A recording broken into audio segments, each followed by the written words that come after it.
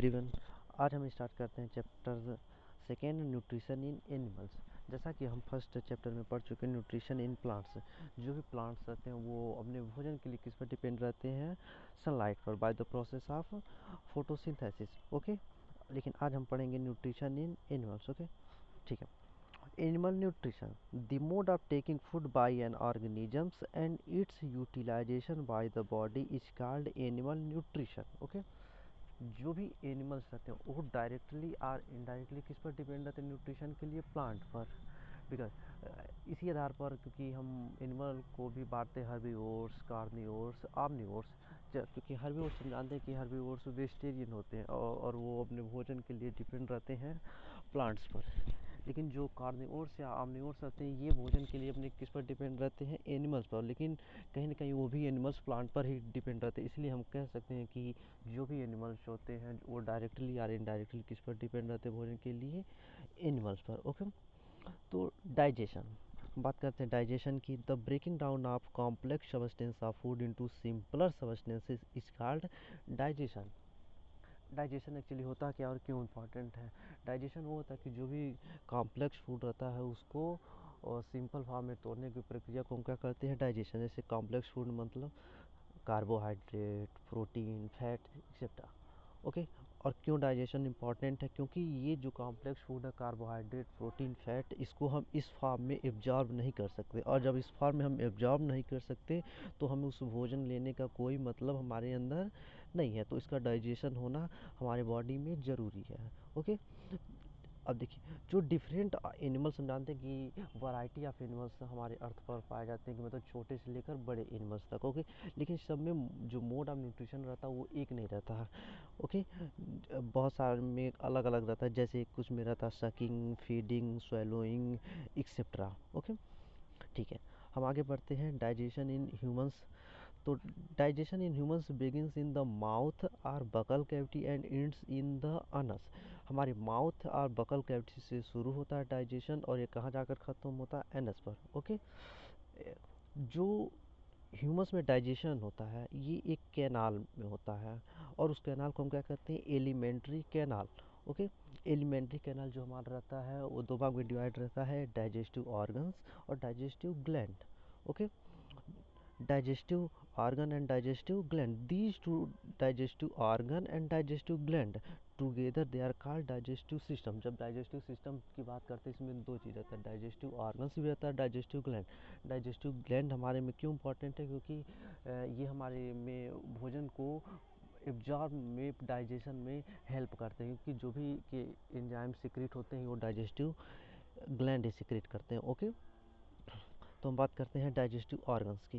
तो digestive organs में क्या क्या आता है? बकल कैविटी, फूड पाइप और oesophagus, stomach, small intestine, large intestine and rectum. और वहीं डाइजेस्टिव ग्लैंड में क्या कहते हैं? Salivary glands, liver, gall bladder, pancreas. Okay, तो ये आपका फिगर है डाइजेस्टिव सिस्टम इन ह्यूमंस का और आप लोग देख लीजिएगा। नेक्स्ट हम शुरू करते हैं first, the mouth. Digestive organs में the mouth and the buccal cavity. Okay, तो the food taken into the body through the mouth. जब पहली बार हम भोजन लेते हैं तो वो माउथ से ही शुरू होता है, क्योंकि भोजन को हम कहाँ लेते हैं? पहले माउथ से लेते हैं। तो the process of taking food into the body is called ingestion. Okay, अब क्या होता है माउथ में जाकर? क्या क्या प्रोसेस होता है? The food mixes by the tongue in the mouth. जो फूड रहता है वो टंग के द्वारा मिक्स होता है। ओके, अब उसमें माउथ में कौन से सैलिवरी ग्लैंड रहता है? सैलिवरी क्या कर सिक्रीट करता है? सलाइवा सिक्रीट करता है और उसको टंग मिक्स करता है। और टंग पर क्या प्रेजेंट रहते हैं? बहुत सारे टेस्ट बड्स प्रेजेंट रहते हैं, इसलिए हमें किसी भी भोजन का स्वाद हमें पता चलता है। Okay, and the food chewed through the teeth. जो भी भोजन रहता है उसके द्वारा च्यूड होता है, टीथ के द्वारा हम च्यू करते हैं, उसको चबाते हैं। और टेम्परेरी टीथ का नंबर 20 रहता है और permanent teeth 32। Okay, four types of teeth present, incisor, canines, pre molars and molars. Two types of teeth present in our life cycle. First is milk teeth. The first set of teeth grow during infancy and they fall off at the age of between 6 to 8 years is called milk teeth. And the second is the permanent teeth. permanent teeth may last through the life or fall off during old age due to some dental disease is called permanent teeth।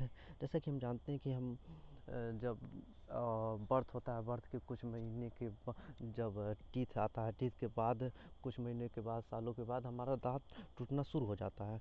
तो एक बार सारा दांत एक एक करके टूटता है तो वो मिल के टीथ कहलाता है। लेकिन उसके बाद जब जहाँ हमारा फिर से ग्रो कर जाता है तो फिर ओल्ड एज में ही कोई डेंटल डिजीज होता है तभी वो गिरता है, तो वो परमानेंट टीथ होता है। ओके, तब नेक्स्ट टूथ डीके। अब टूथ डीके क्या है? If we do not clean the teeth the bacteria present in our mouth break down the sugars and release into acids. These acid destroy teeth called tooth decay. जो हमारा tooth रहता है उसमें बहुत सारे bacteria present रहते हैं जो हमारे लिए बेनिफिशियल होते हैं, लेकिन अगर हम टीथ को अपने क्लीन नहीं करते हैं अच्छे से तो फिर वो बहुत सारे हार्मफुल बैक्टीरिया ग्रो करने लगते हैं। जो भी भोजन लिए तो उसमें जो शुगर प्रेजेंट रहता है वो क्या करते हैं, उस शुगर को एसिड में कन्वर्ट कर देते हैं, और एसिड क्या करता है, हमारे टीथ की जो आउटर लेयर है उसको डिस्ट्रॉय कर देते हैं। यही टूथ डीके कहलाता है। ओके, तो नेक्स्ट हम स्टार्ट करते हैं इसोफेगस। ओके, इसोफेगस क्या होता है? इसोफेगस को हम क्या कहते हैं, फूड पाइप भी कहते हैं। अप्रॉक्सीमेटली 25 सेंटीमीटर लॉन्ग ये होता है, और इसका काम क्या है, transport food from pharynx to the stomach. In oesophagus peristalsis movement occur. Food is pushed down by movement of wall of the food pipe. Oesophagus हमारे में एक नली की तरह होती है और क्या करता है, एक ऊपर नीचे कॉन्ट्रैक्ट और एक्सपेंड, एक स्प्रिंग की तरह ऊपर नीचे ये मूवमेंट करता रहता है, जिसे हम पेरिस्टालसिस मूवमेंट करते हैं। और इसके प्रोसेस से जो फूड रहता है वो माउथ से फेरिंग्स में, फेरिंग्स से फिर इसोफेगस के द्वारा धीरे धीरे करके हमारे स्टमच में चला जाता है। ओके, नेक्स्ट हम स्टार्ट करते हैं आपका स्टमच। स्टमच क्या होता है? Stomach is a thick walled J shaped muscular body. Okay, stomach is the widest part of the alimentary canal. जो भी हमारा स्टमच रहता है वो एलिमेंट्री कैनाल का सबसे वाइडेस्ट पार्ट है। इसका जो one and open into the small intestine, क्योंकि स्टमच के बाद कहाँ भोजन जाएगा, स्मॉल इंटेस्टाइन, इसलिए इसका वन पार्ट क्या रहता है, इसोफेगस से कनेक्ट रहता है, और वन पार्ट स्मॉल इंटेस्टाइन से कनेक्ट रहता है। The inner wall of stomach secretes mucus, hydrochloric acid and digestive juices. Okay, हम इसका फंक्शन क्या है हम पढ़ते हैं। ठीक है, जो म्यूकस रहता है वो क्यों सीक्रेट होता है, क्योंकि वो क्या करता है, वो protect the inner lining of the stomach from acid. जो हमारे अंदर एसिड सीक्रेट हो रहा है HCl या हाइड्रोक्लोरिक एसिड, वो हमारे स्टमच को ही ना किल कर दे, उसकी वाल को ही ना खराब कर दे, इसीलिए ये म्यूकस सीक्रेट होता है। म्यूकस क्या करता है, एसिड से इनर लाइनिंग को प्रोटेक्ट करता है। लेकिन जो HCl रहता है या हाइड्रोक्लोरिक एसिड रहता है, ये क्या काम करता है, जो भी हमारा भोजन गया है स्टमच में उसमें जो भी बैक्टीरिया, हार्मफुल बैक्टीरिया प्रेजेंट है उसको किल करता है और उसको एसिडिक बनाता है, उस भोजन को एसिडिक बनाता है। जब तक वो एसिडिक मीडियम नहीं बनाएगा तब तक वो एब्जॉर्ब नहीं होगा। Okay, third is digestive juice. Digestive juice का काम क्या है, जो भी हमारे अंदर प्रोटीन प्रेजेंट है उस भोजन को, तो उस प्रोटीन को सिंपलर सब्सटेंस में तोड़ने का काम करता है, और ये आपका फिगर है। ओके, नेक्स्ट हम स्टार्ट करते हैं लीवर। लीवर जो largest gland of the body है। लीवर क्या है, एलिमेंट्री कैनाल का नहीं, हमारी पूरी बॉडी का लार्जेस्ट ग्लैंड है। Okay, it is reddish brown gland. Okay, ये हमारी राइट साइड सिचुएटेड रहता है। ओके, इसका जो वेट रहता है, इट्स वेट अबाउट 1.5 kg, मतलब 1.5 किलो का इसका वेट रहता है। It secrets bile juice which store in the गैल bladder. Bile juice play an important role in digestion of fats. Liver have no enzymes. देखिए, लीवर तो पहला कि सबसे बड़ी ग्लैंड है, largest gland of the body है, और लगभग 1.5 kg का रहता है, और लीवर में कोई एंजाइम प्रेजेंट नहीं रहता है। लीवर में कोई एंजाइम नहीं सीक्रेट करता है। हाँ, ये एक सीक्रेट करता है, बाइल जूस सीक्रेट करता है, जो कि लीवर के ऊपर एक गैल ब्लैडर प्रेजेंट रहता है, उसमें जाकर वो स्टोर हो जाता है। ओके। लेकिन बाइल जूस का काम क्या है? बाइल जूस क्या काम करता है कि वो play an important role in the digestion of fats. Bile juice अगर हमारे अंदर नहीं रहेगा तो हमारे अंदर फैट्स का डाइजेशन नहीं होता। वो फैट्स का क्या करता है? इमल्सिफिकेशन करता है इन स्मॉल इंटेस्टाइन में जाकर। ओके। लीवर का तो मेन फंक्शन क्या है? लीवर क्या करता है? Filter the blood coming from the digestive tract, blood को फिल्टर करने का काम करता है। और second, detoxify the chemicals and metabolize the drugs, जो भी केमिकल्स रहता है उसको डिटॉक्सिफाई करता है, ड्रग्स को मेटाबोलाइज करता है। और ये फिगर है लीवर का, अब देख लीजिएगा। ठीक है। हम नेक्स्ट स्टार्ट करते हैं पेनक्रियास। अब पेनक्रियास क्या है? पेनक्रियास भी हमारे ये लेफ्ट साइड सिचुएट रहता है, स्टमच के नीचे। ओके। और स्मॉल इंटेस्टाइन के ऊपर, इन दोनों के स्टमच और स्मॉल इंटेस्टाइन जो रहता है उसके बीच में लीफ शेप का रहता है ये pancreas. Okay. Pancreas is a large cream coloured gland रहता है, it lies just below the stomach. Okay. Function क्या है?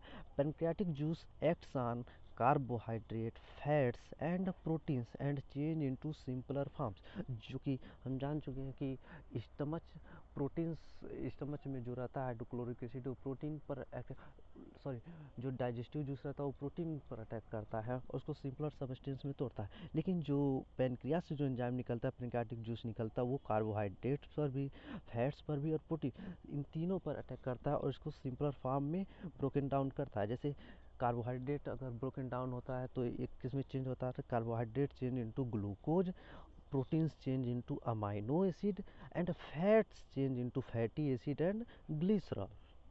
ओके। तो ये तीनों सिंपलर फॉर्म में चेंज हो जाते हैं और ये तीनों स्मॉल इंटेस्टाइन में एक्चुअली ये सब जाते हैं और ये स्मॉल इंटेस्टाइन में ही ये सब चेंज होते हैं, कार्बोहाइड्रेट ग्लूकोज में, प्रोटीन्स अमाइनो एसिड में और फैट्स फैटी एसिड और ग्लिसरॉल। ये पेनक्रियाटिक जूस निकल कर स्मॉल इंटेस्टाइन में जाते हैं और ये सब काम वही चेंज होती है स्मॉल इंटेस्टाइन में। ओके। अब स्मॉल इंटेस्टाइन की बात करते हैं हम। जो small intestine, it is highly coiled and 7.5 metre long, it receives secretion from liver and pancreas. जो भी लीवर और पेनक्रियास से सिक्रीट होता है वो स्मॉल इंटेस्टाइन में जाता है और वहीं पर ये सब काम एंजाइम करते हैं। इनके स्मॉल इंटेस्टाइन का फंक्शन क्या है? स्मॉल इंटेस्टाइन क्या फंक्शन करता है? ये क्या करता है? भोजन को एब्जॉर्प्शन का काम करता है। ये भोजन जो भी रहता है वो सिर्फ स्मॉल इंटेस्टाइन में एब्जॉर्ब्स होता है। The digested food can now pass into the blood vessels in the wall of the intestine. This process is called absorption। Small intestine में भोजन जो रहता है स्मॉल फॉर्म में चेंज होकर और वहाँ से उसके वाल के थ्रू ब्लड में एब्जॉर्ब हो जाता है और यही प्रोसेस एब्जॉर्प्शन कहलाता है। और वहाँ से एब्जॉर्ब हो गया ब्लड में जाकर, वहाँ से जहाँ जिसकी ज़रूरत हो वो फिर से उसके जैसे ग्लूकोज कार्बोहाइड्रेट बना लेगा, फिर अमाइनो एसिड प्रोटीन बना लेगा, जैसा बॉडी की ज़रूरत हो वो बनता रहता है ब्लड से। ओके। लेकिन हमारे स्मॉल इंटेस्टाइन में many finger like outgrowth present रहता है, जिसे हम क्या कहते हैं? विलाई। ये जैसे एक बॉटल ब्रश की तरह होता है, जो बॉटल साफ करने वाला ब्रश है तो उसके चारों तरफ निकला रहता है फिंगर लाइक, वैसे ही एक विलाई प्रेजेंट रहता है बहुत सारे। और ये विलाई का क्या काम है? ये एब्जॉर्प्शन एरिया को बढ़ाता है, increase the absorption area, surface area for absorption. Okay. assimilation or what is assimilation? The absorbed substances are transported via the blood vessels to different organs of the body where they are used to build complex substances such as proteins etc। और ये small intestines का figure है। Okay. और large intestine, large intestine जो क्या होता है? ये wider and shorter than small intestine. ये स्मॉल इंटेस्टाइन से बड़ा होता है लेकिन छोटा होता है। It is about 1.5 metre long. Okay. Function, large intestine का फंक्शन क्या है? Its main function is to absorb water and some salts from the undigested food material. Okay. क्योंकि सारा एब्जॉर्प्शन, सारा डाइजेशन स्मॉल इंटेस्टाइन में हो जाता है लेकिन फिर भी कुछ बचा रह जाता है अगर, तो वहाँ पर जाकर ये क्या करता है? उस फीकल मैटर्स क्या करता है? एब्जॉर्ब, वाटर को एब्जॉर्ब करता है और सॉल्ट्स को एब्जॉर्ब कर लेता है और जो रिमेन बचता है, remain waste passes into rectum, उसको रेक्टम में पास कर देता है। ओके।